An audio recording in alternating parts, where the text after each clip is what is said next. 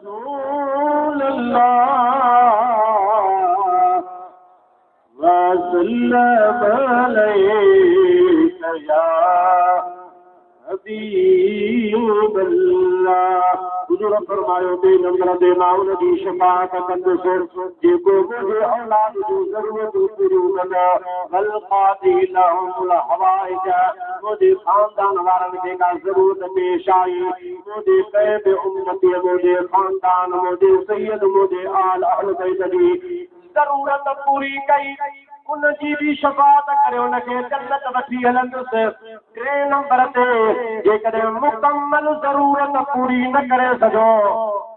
کوشش ورتیں ان کوشش وارے دی شفاعت کرے جنت وٹھی ہلندس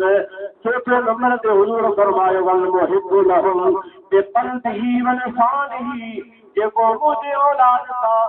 دل سے محبت کرے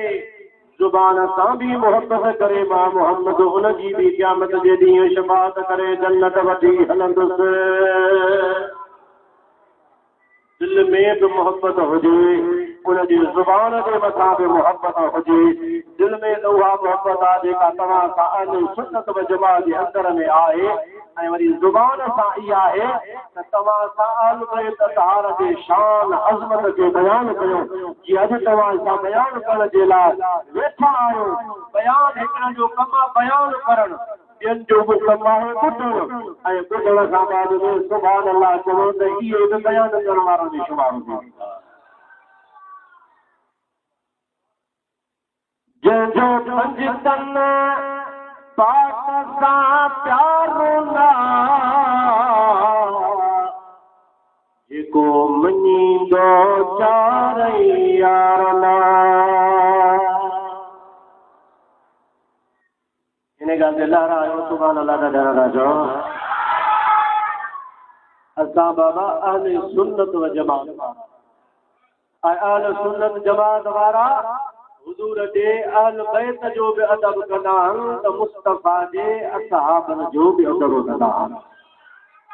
असां उन्हनि जो अदब न मञंदा आहियूं जो हुजूर जे अहल बैत जी मोहबत करे वरी हुजूर जे असहाबनि किरामनि खे खट वध ॻाल्हायूं असां उन जमात सां उन फिरके सां उन सां असांजो को बि ताल्लुक़ कोन्हे तव्हां सां अल्हम्दुलिल्लाह या रसूल अल्लाह चवण वारा सही अक़ीदा सुन्नी मुसलमान जंहिंजो पंजतन पाक सां प्यारो ना जेको मञींदो चारई यार ना संज कल में जो बाराना संज कल में जो दारोना तने दरियलन खाती दारा आयो असी है दरजा दारा आयो कंदा आने नबी सा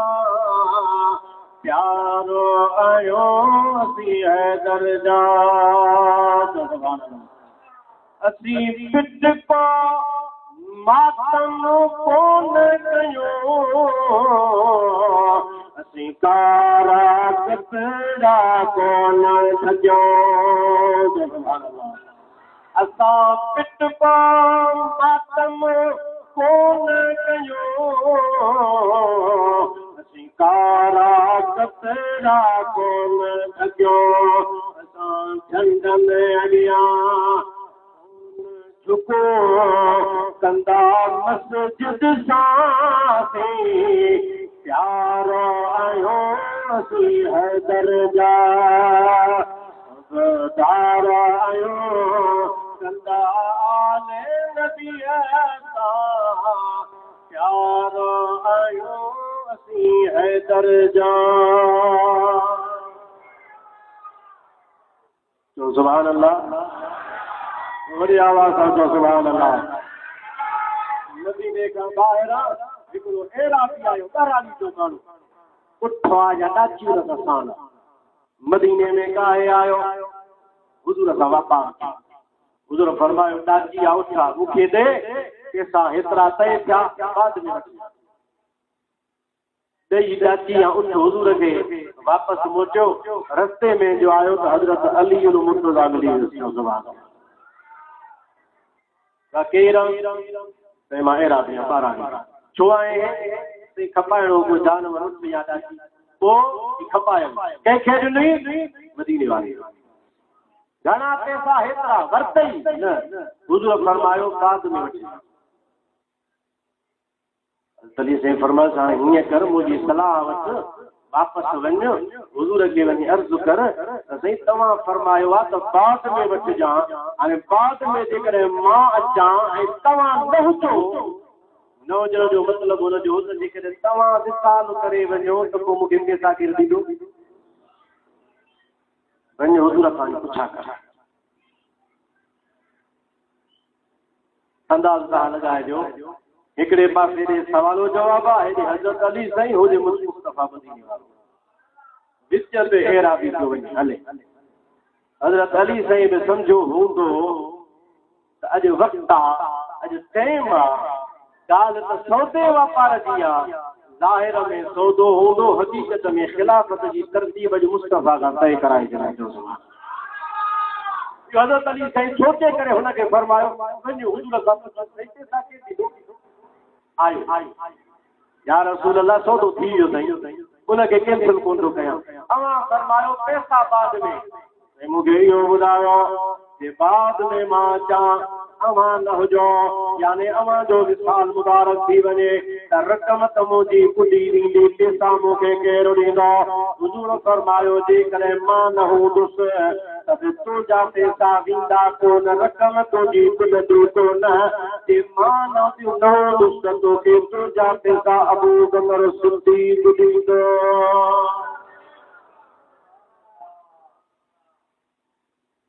मुटी आयो तली से उते ही बीठा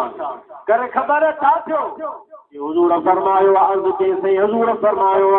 मां न हूंदुसि हज़रत अबू बकर सिद्दीक़ तोखे पैसा ॾींदो ऐराबीअ खे मौला अली फरमायो वापसि वञ हुज़ूर खे वञी अर्ज़ कर या रसूल अल्लाह जेकॾहिं अबू बकर सिद्दीक़ बि न हूंदो त मुंहिंजा मूंखे पैसा केरु ॾींदा ऐराबी वापसि मोटी आयो आहे हुज़ूर जे दरबार में हाज़िर थियो आहे या रसूल अल्लाह जेकॾहिं अचां अवां न हूंदा अबू बकर ॾींदो अबू बकर सिद्दीक़ बि न हुजे माना उनजो बि विसाल थी वञे त मुंहिंजा पैसा मूंखे केरु ॾींदा हुज़ूर फरमायो पोइ तोखे उमर फारूक तुंहिंजा पैसा ॾींदो हज़रत अली करीम वटां अहिड़ा ई ॿाहिरि निकितो सिधो आयो रस्ते ते मौला अली बि थियो आहे हुज़ूर छा फरमायो हुज़ूर फरमायो आहे त अबू बकर न हूंदो त उमर फारूक ॾींदो कि वरी वापसि वञ हुज़ूर खां वञी पुछिया करे त या रसूल अल्लाह जे उमर फारूक बि न हुजे पैसा केरु ॾींदो अहिड़ा बि मोटी आयो हुज़ूर खे अर्ज़ कई मदीने वारे फरमायो जे हज़रत उमर बि कोन हूंदो त रक़म तुंहिंजी कान ॾींदी उस्मान ज़ुल्लुरैन तोखे पैसा ॾींदो अहिड़ा बि मोटी आयो हज़रत अली रस्ते में बीठो आहे हुज़ूर छा फरमायो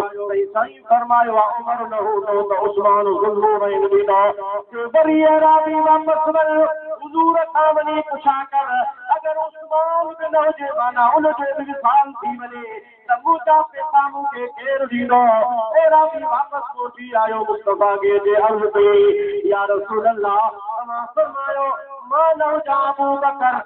बकर न हुजे उमर न हुजे उस्मान अगर उस्मान बि न हुजे मुंहिंजा पैसा मूंखे केरु ॾींदो आमिना जे लाल फरमायो अगर उस्मान बि न हूंदो त पोइ तोखे तुंहिंजा पैसा उहो ई ॾींदो जेको बार बार तोखे मुंहिंजे मोकिले रहियो आहे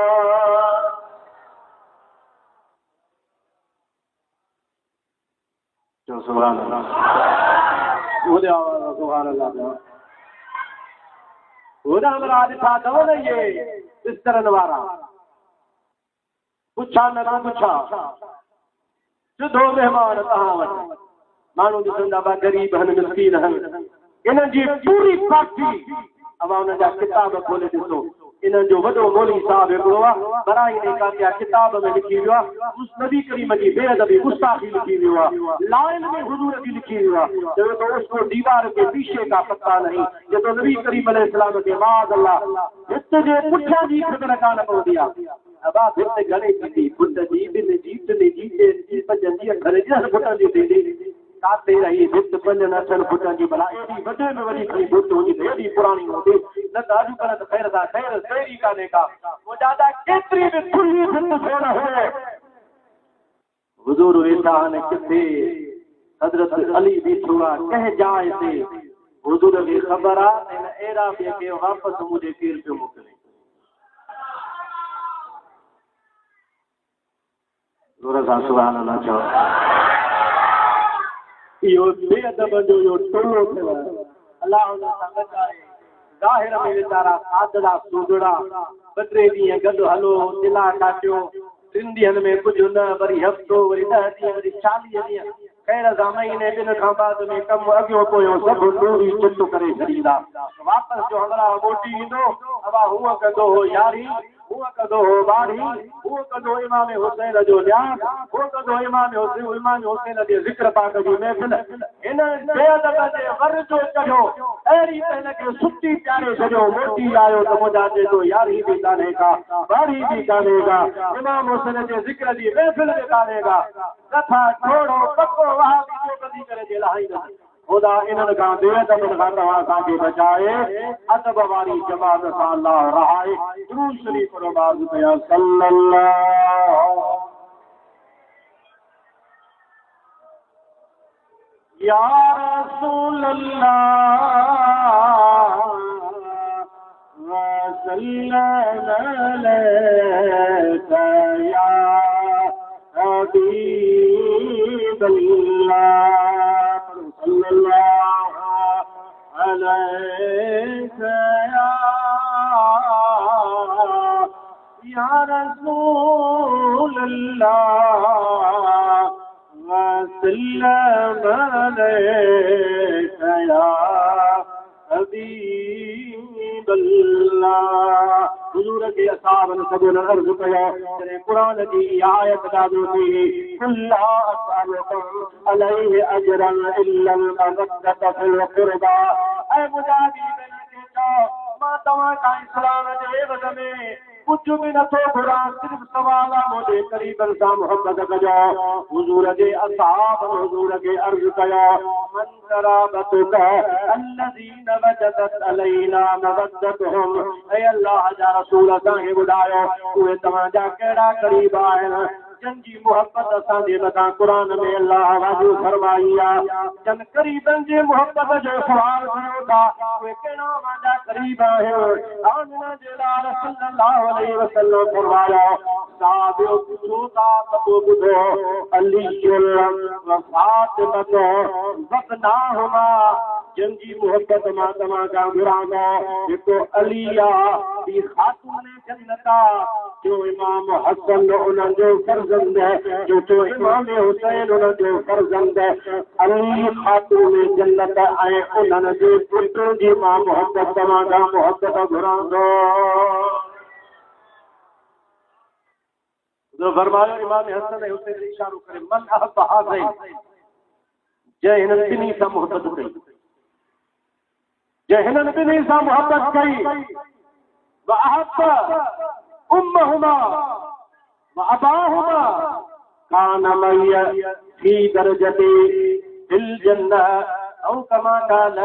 सल्लल्लाहु अलैहि वसल्लम हुजूर फरमायो जे मुझे इन्हनि ॿिन्ही फर्जंदनि सां हसन ऐं हुसैन सां मोहब्बत कई इन्हनि जे अम्मा खातून जन्नत सां मोहब्बत कई इन्हनि जे अते अली मुर्तज़ा सां मोहब्बत कई मदीने वारे फरमायो कान मई फी दरजती यौमल क़ियामह सुभाणे क़यामत जो ॾींहुं थींदो मां मोहम्मद जन्नत में हलंदुसि इन्हनि सां मोहब्बत करण वारो मूंसां गॾु मुंहिंजे दर्जे में जन्नत में हूंदो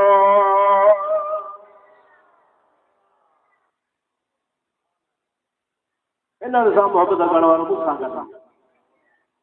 हुज़ूर अलैहिस्सलातु वस्सलाम ॿी जाइ ते इरशाद फरमायो जेको न माण्हू इहो चाहे दिलि में ख्वाहिश हुजे तमन्ना हुजे त बाबा मां अल्लाह वटि महबूब हुजां, अल्लाह मूंसां मोहबत फरमाए। बुजुर्गनि जो आसान नुस्ख़ो ॾसियो आहे, उन ते अमल कयो, अल्लाह तव्हां सां मोहबत फरमाए। थकान आयो त सुभाणे अल्लाह ॾाढा मां तव्हां खां सवेर मस्जिद में पहुतो आहियां, तव्हां पोइ आया हो, मां अॻ में आयो आहियां। तव्हां ज़ाहिर अॻ में त कोन थकिबो, वधि में अॻ में मूंखे वेहण जी थकावट थिए, पर मुंहिंजा आदा थकावट मुंहिंजी त कुझु बि कोन्हे। घड़ी खण जी थकावट तकलीफ़ गर्मी बर्दाश्त कयो, इंशाअल्लाह इन महफ़िल जे सदक़े में जॾहिं क़यामत जो ॾींहुं थींदो न मुस्तफ़ा शफ़ाअत फरमाए। हिकिड़ो बादशाह हो, बादशाह पंहिंजे ज़माने में लश्कर पंहिंजो वठी आयो, हीअं भिट ही या जबल हो, उनजे मथां चढ़ी वेठो, सॼो लश्कर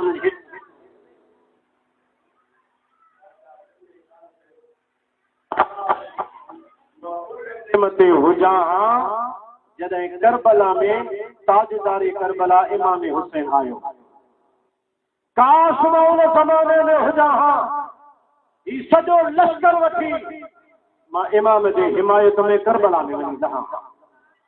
इमाम जे तरफ़ां वञी जंग कयां हा। काश उन ज़माने मां हुजां हा। 100 वरह बादशाह जा पूरा थी विया, दुनिया छॾे वियो, ख़ौफ़ थी वियो ऐं उनजे ख्वाब में ॾिठो, पुछे बादशाह सलामत कर, ख़बर मां फ़अल अल्लाह बिक, अल्लाह तोसां छा मामलो कयो? अल्लाह मूंखे बख़्शे छॾियो। किन अल्लाह बख़्शई? हिकिड़े दफ़े मां पंहिंजे लश्कर सां गॾु हुयुसि, जबल जे चोटीअ ते चढ़ी वेठुसि, लश्कर मुंहिंजे साम्हूं हुयो, लश्कर मुंहिंजो फ़ौज मुंहिंजी तमामु घणी वॾी हुई, तमामु घणी हुई। दिलि में ख़्यालु आयो हा, काश मां उन ज़माने में हुजां हा जंहिं ज़माने में करबला जे मैदान में सैयदना इमाम हुसैन आया हा। तमां उन ज़माने में इमाम जी हिमायत में करबला में वञी यज़ीद जे फ़ौज सां मिला हा। अल्लाह फरमायो हिन जी नियत भली हुई, मां इन जे नियत जे करे हुसैन जे मदद जे नियत जे करे हिन खे बख़्शे छॾियो।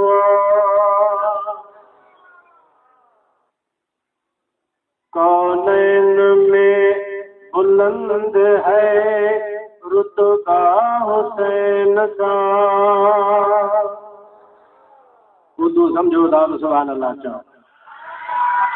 कौनैन में बुलंद है रुतबा हुसैन का, कौनैन में बुलंद है रुतबा हुसैन का, फर्शे ज़मीं से अर्श तक चर्चा हुसैन का, बेमिसल है जहान में कुंबा हुसैन का, बेमिसल है जहान में कुंबा हुसैन का।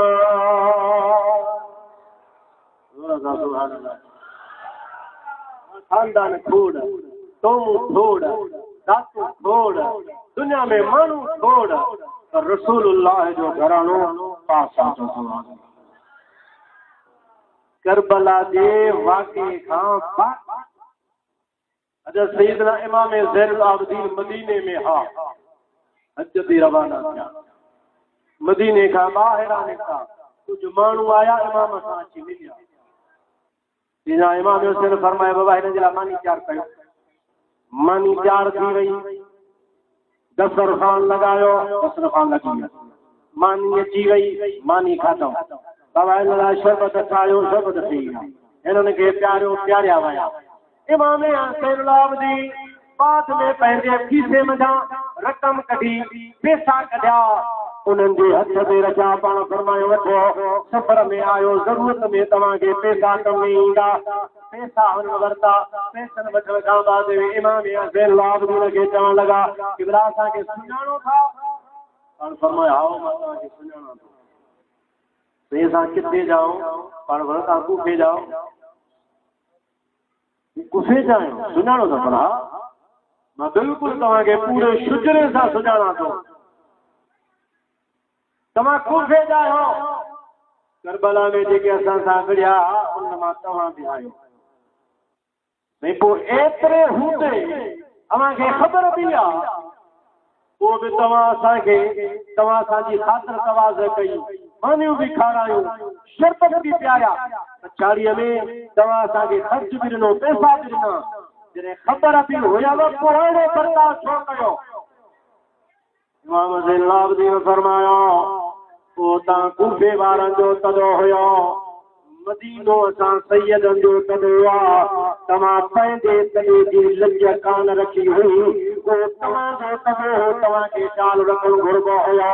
पर तव्हां पंहिंजे तॾे जो ख़्यालु कोन कयो तव्हांखे भली तो न हुजे पर रसूलुल्लाह जे अहल बैतनि खे पंहिंजे तॾे जो ख़्यालु हूंदो आहे बेमिसल है जहान में कुंबा हुसैन का बेमिसल है जहान में कुंबा हुसैन का सुल्तान दो जहान है नाना हुसैन का सुल्तान दो जहान है नाना हुसैन का सल्लल्लाहु अलैहि या रसूल अल्लाह व सल्लम अलैहि या हबीब अल्लाह दान रजी दवने अगर अल्लाह जा महबूब थियंदा है हुजूर आसान रसूल सेवा मदीने वारे फरमायो हुसैन मिन्नी व अना मिन हुसैन हुसैन मुंहिंजो आहे मां मोहम्मद हुसैन जो आहियां अहब अल्लाह मन अहब हुसैन हुजूर फरमायो जेको हुसैन सां मोहब्बत कंदो अल्लाह रब्बुल आलमीन उन सां मोहब्बत फरमाईंदो तव्हांजे करे ख़ुदा जा महबूब थियण चाहियो था तव्हांजी ख्वाहिश आहे अल्लाह सां मोहब्बत करे फरमाए वञो इमाम हुसैन सां मोहब्बत कयो छो त आमिना जे लाल 14 सदियूं पहिरियां फरमायो अहब अल्लाह मन अहब हुसैन जेको हुसैन सां मोहब्बत कंदो अल्लाह उन सां मोहब्बत फरमाईंदो रात यादि रखो सुनियो इमाम सां मोहब्बत जो मक़सद इहो कोन्हे त पिटू असां कढंदा वठो इमाम हुसैन जो मक़सद जो मक़सद हो लाए मातम सां कंदा वठो इमाम अली मक़ाम जे मोहब्बत जो मक़सद इहो न आहे मुहर्रम ते त कारा कपिड़ा पायूं झंडा लॻायो जॻह छिपंदा वठो इन्हनि खुराफात ऐं बिदअतुनि सां इमाम अली मक़ाम रज़ी अल्लाह ताला जो परे जो बि वास्तो न आहे इमाम जे हिकिड़े हथ में अल्लाह जो क़ुरान आहे त ॿिए हथ में रसूलुल्लाह जी सुन्नत सुभान अल्लाह अहिड़ो क़ुरान जो अमली नमूनो इमाम हुसैन जी शान सुभान अल्लाह खुले तरीक़े सां वरी आवाज़ आहे सुभान अल्लाह क़ुरान फरमायो शहीद ज़िंदा इमाम करे ॾेखारियो त शहीद ज़िंदा थी इमाम हुसैन उहो आहे सीधा इमाम आली मक़ाम उहो इमाम आली मक़ाम आहे अल्लाह ताला पंहिंजे मलफूज़ात ख़ज़ानतुल मारिफ़त में फरमायो जिन बुज़ुर्गनि में रिवायत खे नक़ुल कयो आहे हिकिड़े टाइम ते हज़रत नबी करीम अलैहिस्सलाम जे रोज़ मुबारक में हंज में इमाम हुसैन बि वेठा हुजूर जो पंहिंजो फर्ज़ंद हज़रत इब्राहिम भई हुजूर जे हंज में जिब्रील आयो या रसूल अल्लाह सल्लल्लाहु अलैहि वसल्लम जी जिब्रील कर ख़बर छा आहे सही अल्लाह जे तरफ़ां आयो ॿई शयूं तव्हांखे गॾु न मिलंदियूं माना अवांजो फर्ज़ंद इब्राहिम बि अवां वटि हुजे अवांजो नवासो इमाम हुसैन बि अवां वटि हुजे ॿई शयूं कठे गॾु न मिलंदियूं इन्हनि ॿिन्हिनि मां हिक खे पसंदि कयो इब्राहिम खे पसंदि कंदो त हुसैन खे अलाह घुराईंदो जे हुसैन खे पाण वटि रहाईंदो त पोइ तव्हांजे फर्ज़ंद इब्राहिम खे अलाह पाण में घुराईंदो इख़्तियार तव्हांजो इख्तियार आवो जो अमा जंहिंखे चाहियो पाण वटि रहायो जंहिंखे चाहियो त अलाह उनखे पाण ॾे घुरायो नबी करीम सल्लल्लाहु अलैहि वसल्लम फरमायो जिब्रील मां पंहिंजे फर्ज़ंद इब्राहिम जे मथां मां पंहिंजे नवासे हुसैन खे तरजीह ॾियां थो पसंदि कयां थो माना इमाम हुसैन खे मां पाण वटि रहण थो चाहियां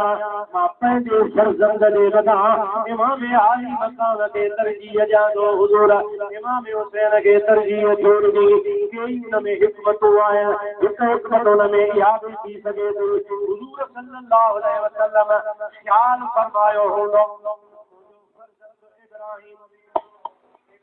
जे वजह सां सिर्फ़ मूंखे टुट थी सघे थो पर हुसैन जे वजह सां हज़रत अलीअ खे बि टुट थींदो खातून जन्नत खे बि टुट थींदो हज़रत इमाम हसन खे बि टुट थींदो ऐं उन्हनि जो टुट बर्दाश्त खां ॿाहिरि हूंदो तंहिंजे करे मदीने वारे पंहिंजे फर्ज़ंद ते हज़रत हुसैन खे पसंदि फरमायो 3 ॾींहं गुज़रिया 3 ॾींहं जे गुज़रण खां बाद में हुज़ूर जो फर्ज़ंद हज़रत इब्राहिम विसाल करे वियो उन खां बाद में हज़रत इमाम हुसैन जॾहिं बि हुज़ूर वटि ईंदा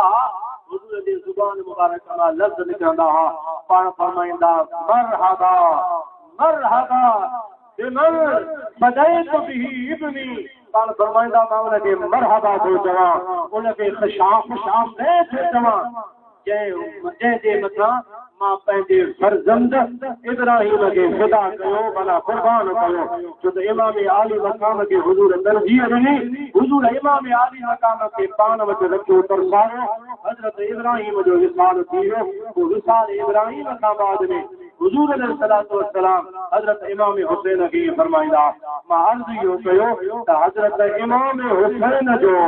नबी करीम अलैहिस्सलातु वस्सलाम केतिरो ख़्याल फरमाईंदा जो पंहिंजे फर्ज़ंद जे मक़ाम मुस्तफ़ा इमाम हुसैन खे तरजीह फरमाईंदा जो सुभान अल्लाह वॾे आवाज़ सां सुभान अल्लाह चओ सैयदना इमाम हुसैन रज़ी अल्लाह ताला अन्हु जेकॾहिं रोए हुसैन ते रोअण थे नबी करीम अलैहिस्सलातु वस्सलाम जे दिल खे तकलीफ़ पहुचंदी हुई हिकु दफ़े हुज़ूर ॿाहिरां आया रोअण जो आवाज़ ॿुधंदा इमाम हसन ऐं इमाम हुसैन ये रोअण जो आवाज़ ॿुधायो ॿुधण में जीअं जो ॿुधण में आवाज़ आयो पाण तेज़ीअ सां हलंदा रहिया तेज़ी सां सवारी फैलायो सिधो हज़रत सैयदा खातून जन्नत रज़ी अल्लाह ताला अन्हा जे हवेली जे दर ते आया हुज़ूर आवाज़ ॾेई पुछो ऐ फातिमा हसन ऐं हुसैन छो था रोअण उन्हनि खे बस करायो छा तव्हांखे ख़बर न आहे त इन्हनि जो रोअण मां मुहम्मद जे ईज़ा ईंदो आहे तकलीफ़ ॾींदो आहे हज़रत खातून जन्नत रज़ी अल्लाह ताला अन्हा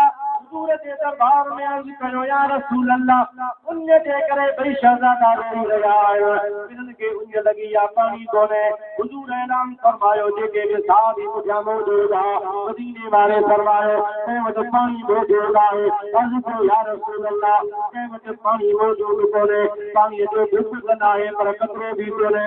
नबी करीम अलैहिस्सलाम हज़रत खातून जन्नत में फरमायो फातिमा मुंहिंजो हिकिड़ो फर्ज़ंद मुंहिंजे हवाले कर बीबी साहब घर जे अंदर हुज़ूर दरवाजे खां ॿाहिरि बीठा पर्दे जे अंदर मदीने वारे खे हज़रत खातून जन्नत सलामुल्लाह अलैहा इमाम हसन ॾिनो नबी करीम अलैहिस्सलाम इमाम हसन खे वरितो इमाम हसन रोई रहिया हुज़ूर जे हथनि मुबारक में आया रोई रहिया हुज़ूर करीम फरमायो पंहिंजी ज़ुबान मुबारक इमाम हसन जे वात मुबारक में विधी इमाम हसन रोंदा बि रहिया ज़ुबान मुबारक खे चूसींदा बि रहिया चूसींदे रोअण मुबारक बंदि थी वियो इमाम हसन जी पुञ पूरी थी वई नबी करीम अलैहिस्सलाम खातून जन्नत जे हवाले फरमायो हुज़ूर फरमायो ॿियो मुंहिंजो पुटु मुंहिंजे हवाले कयो हज़रत इमाम हुसैन नबी करीम सल्लल्लाहु अलैहि वसल्लम खे ॾिनो वियो नबी करीम अलैहिस्सलाम इमाम हुसैन खे बि वरितो उहे बि उन जे करे रोई रहिया हुज़ूर अलैहिस्सलाम पंहिंजी ज़ुबान मुबारक इमाम हुसैन जो वात मुबारक में विधो इमाम हुसैन चोसींदा रहिया रोअण बंद थींदो रहियो। साथ इमाम हुसैन रज़ी अल्लाह ताला अन्हु भी हुजूर जी ज़ुबान मुबारक खे चूसो करे दुआ कया, उन ख़त्म थी वई। हवाए नमा अंदाज़ो लगायो अगर इमाम हसन हुसैन गुजारा थींदा हा, रोंदा हा, रसूलुल्लाह सल्लल्लाहु अलैहि वसल्लम जे ज़ात सां उनखे रोन बि बर्दाश्त कोन थींदो हा, पर उनजे उन खे ख़त्म करण जे लाइ मदीने वारा पंहिंजी ज़ुबान मुबारक उन्हनि खे चूसराईंदा हुया। वो ज़ुबान जिसको सब कुन की कुंजी कहे, सुभान अल्लाह जो वो ज़ुबान जिसको सब कुन की कुंजी कहे, उसकी नात हुकूमत ला सलाम सदा जाने रहमत ला सलाम शमा बज़्मे हिदाया। उनके मौला के उन पर करोड़ों दुरूद, उनके मौला के उन पर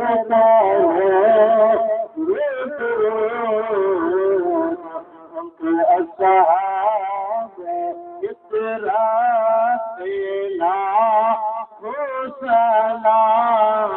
सदा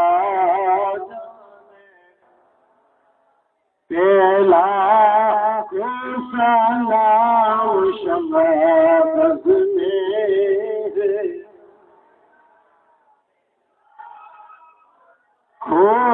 सलाम दोस्तों मुसलमान भाइयों, जिनके मुस्तफा की ज़ुबान दूसराई दुनिया खत्म थी सके थी, उनके वरी उन्हीअ कान लॻंदी।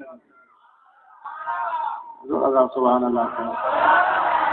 हुजूर जे दरबार जी ख़ातिब आहे उम्मे हिम्मत। मां तव्हांखे ॿुधायां, हवालो यादि रखो, हे जेके वहाबी देवबंदी आहिनि सभिनि जो वॾो हिते गुरु निकिरी निकितो गुज़री चुको आहे, जंहिंजो नालो आहे इब्न तैमिया। इब्न तैमिया लिखियो आहे, हज़रत उम्मे ऐमन अकेली मक्के खां हिजरत करे मदीने जे लाइ रस्ते में वञण लॻी। हंसे औरत अकेली बरपट बयाबान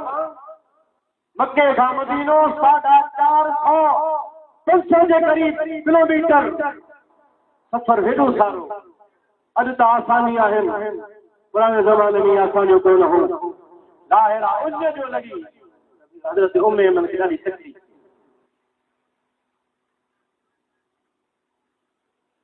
इब्न तैमिया जो लिखे त हज़रत उम्मे ऐमन जे लाइ मथां ईअं पाणीअ जो जीअं डोल थींदो आहे, मश्क थींदी आहे, दिलो थींदो आहे, घड़ो थींदो आहे, ईअं मथां अची लाथी आसमान सां। हज़रत उम्मे ऐमन जे लाइ मके मदीने जे दरमियान सफ़र कयो आहे। पाणी आयो, बीबी साहब पाणी पीतो, उन खां बाद में उम्र गुज़री वई। हज़रत उम्मे ऐमन फरमाई थी, बस उहो पाणी पीतो मूंखे वरी उन ई कान लॻंदी। पंहिंजे ख़्वास सां पाणी पियां त पियां, जेकर न त मूंखे उन कान लॻंदी। हवा जेको मथां पाणी आयो कुदरत सां आयो, अलाह जे कुदरत सां आयो। हज़रत उम्मे ऐमन पीतो, उन पाणीअ जी करामत ई आहे त वरी पूरी उमिरि हज़रत उम्मे ऐमन खे उन कान लॻे। वरी सां पाणी पीए त ॿी ॻाल्हि आहे, बाक़ी उन ख़त्म थी वई। ख़ुदा जी ज़ात जो कसम आहे, ज़मज़म गॾु कयो, आबे कौसर गॾु कयो, सलसबील जूं नहरूं चुंडत जूं गॾु कयो, दुनिया जा सभु पाणी गॾु कयो। इहे सभु पाणी मिली बि रसूलुल्लाह जे लुआब मुबारक जो मुक़ाबिलो कोन था कनि।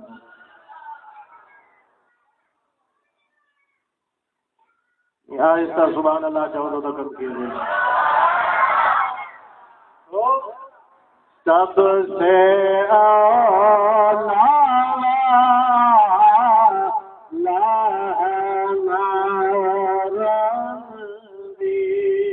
सबसे